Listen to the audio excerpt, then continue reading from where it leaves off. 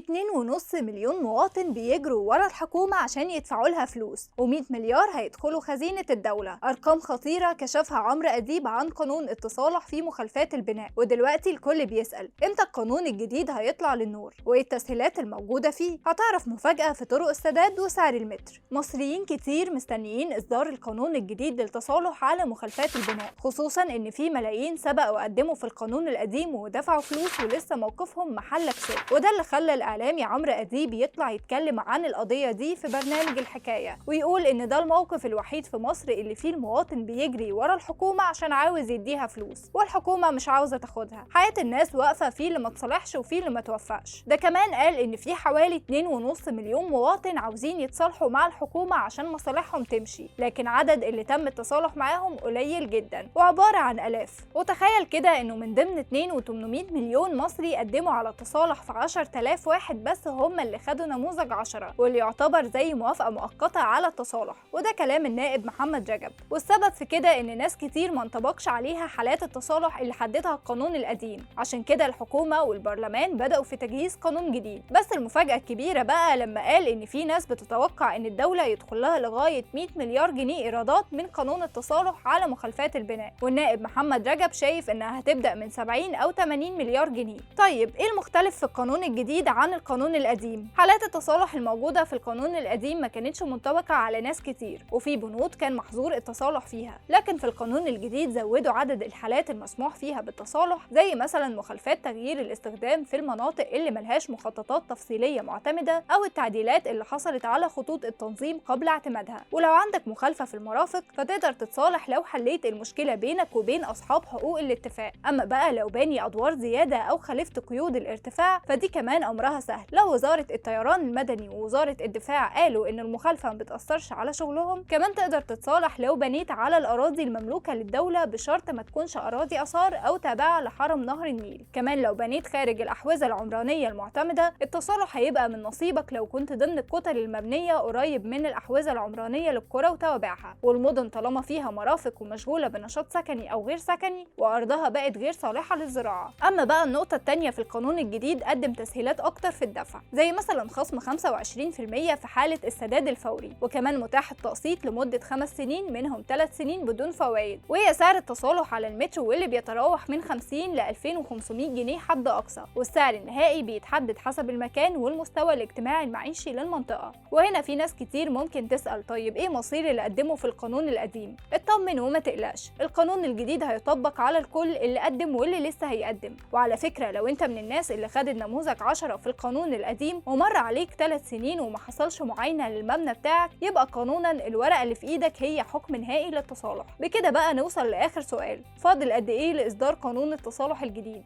حاليا القانون عند الحكومة وهيروح مجلس النواب عشان يتم مناقشته والموافقة عليه، وده متوقع يكون خلال شهر ونص يعني 45 يوم، وبعدها هيتم إصدار اللائحة التنفيذية للقانون علشان يبدأ العمل بيه. ودلوقتي بقى قول لنا ايه أهم التعديلات اللي شايفين إنها لازم تكون موجودة في قانون التصالح الجديد؟